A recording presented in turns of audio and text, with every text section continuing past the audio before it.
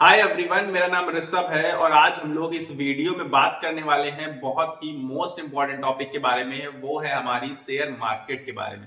क्योंकि share market हाल फिलहाल के दिनों में बहुत ज्यादा नीचे गिरते हुए दिखाई दे रहा है और बहुत ज्यादा नीचे गिर भी चुका है। 23,000 के लेवल के आसपास खड़ा है निफ्टी 50, आप देखेंगे।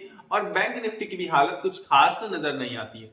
अब आप एक चीज गौर करिए जो कि बहुत देखने वाली चीज है कि मार्केट का आप चार्ट उठाकर देखिए, चाहे वो निफ्टी 50 हो और चाहे वो बैंक निफ्टी हो। स्टार्ट में जब मार्केट ओपन होता है तो ठीक ठीक ओपन होता है और इसके बाद मार्केट उठना स्टार्ट कर देता है और मार्केट उठ जाता है। सबको लगता है कि सब कुछ बहुत अच्छा हो गया, अब सब कुछ नॉर्मल नजर आने लगता है। लेकिन इसके बाद सडनली 1 बजे के बाद यानी कि मार्केट के सेकेंड हाफ में मार्केट स्पाइक मारता है नीचे की तरफ और इसके बाद लगातार नीचे ही रहता है लास्ट तक, मार्केट के एंड होने तक, यानी क्लोजिंग टाइम तक मार्केट निगेटिव ही रहता है और फाइनली फिर से मार्केट निगेटिव क्लोज होता है, जो कि लगातार हो रहा है और मार्केट निगेटिव क्लोजिंग दिखाता जा रहा है और धीरे धीरे करके बहुत नीचे के लेवल्स तक पहुंच रहा है। फिलहाल निफ्टी 50 की अगर हम बात करें तो 23,000 के लेवल पर आपको निफ्टी 50 दिख रहा है और 23,000 का लेवल ब्रेक करके नीचे पहुंच गया था, लेकिन फिर से 23,000 के ऊपर नजर आने लगा। बहुत बार आप देखेंगे इस समय की जो ये बिकवाली हुई है और जो ये गिरावट है,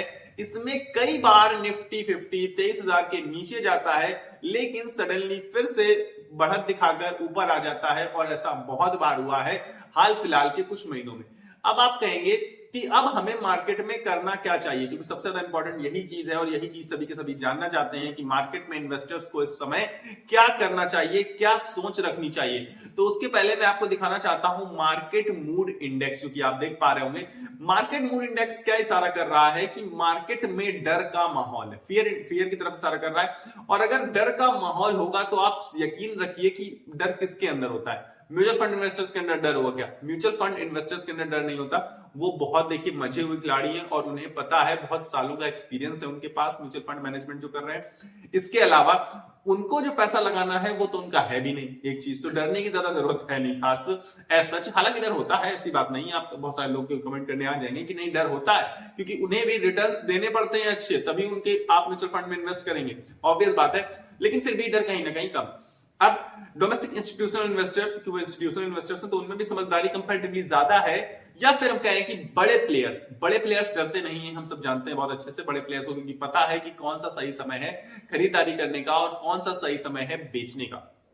अब बाइंग सेलिंग के बीच में इस जद्दोजहद में आप सोचेंगे कि फियर इंडेक्स सो क्यों कर रहा है? फिर सो इसलिए कर रहा है क्योंकि सारा का सारा रिटेल इन्वेस्टर्स बहुत ही बुरी तरीके से डरा हुआ है। बहुत ज्यादा डर का माहौल है रिटेल इन्वेस्टर्स में और इसी वजह से डरने के बाद होता गया, डरने के बाद हो रही है सेलिंग, दबा के सेलिंग हो रही है।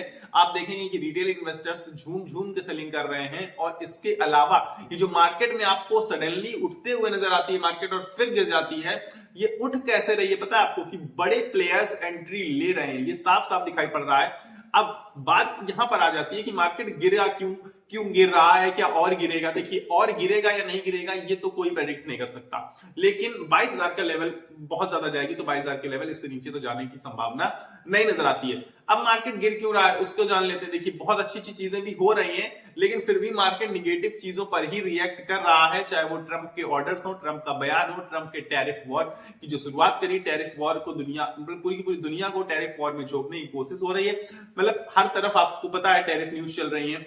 इसके अलावा भी काफी सारी चीजें चल रही हैं और मेजर उसमें से चीज है एफआईआईज की सेलिंग, और एफआईआईज की सेलिंग का रीजन भी वही ट्रंप के टैरिफ वॉर है।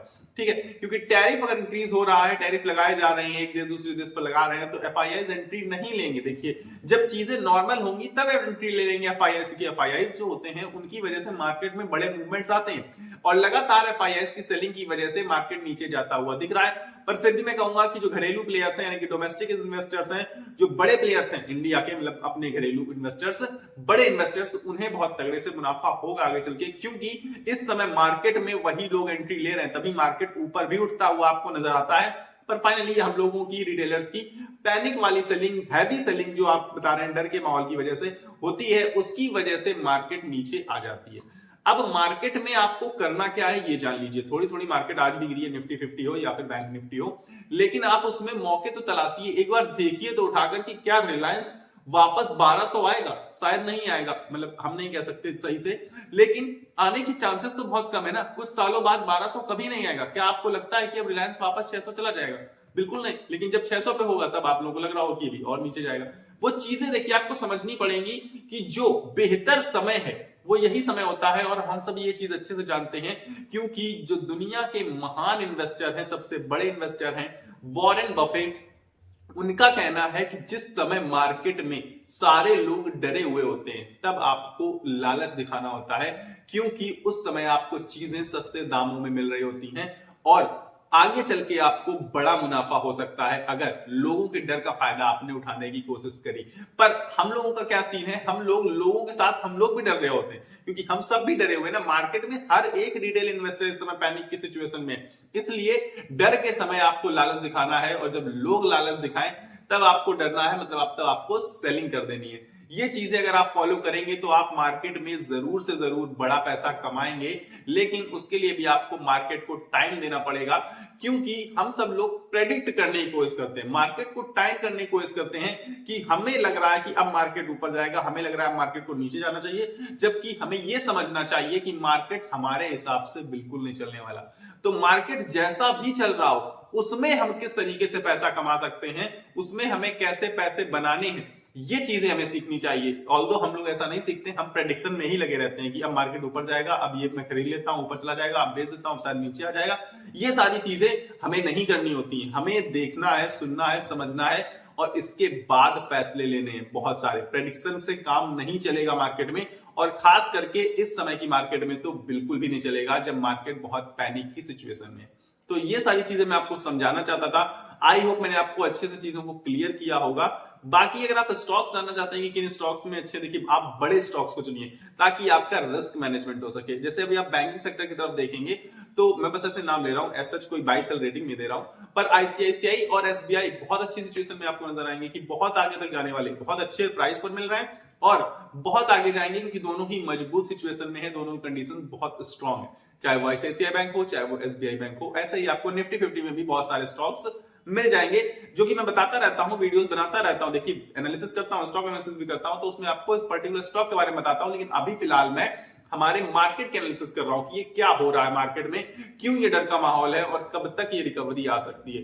देखिए रिकवरी आने की बात करें तो लगातार 5-6 महीने कभी गिरावट हुई नहीं है, लेकिन अब हो रही है तो उसे हमें बर्दाश्त करना पड़ेगा और मार्केट जल्द ही उठ खड़ा होगा, इस बात की भी गारंटी है।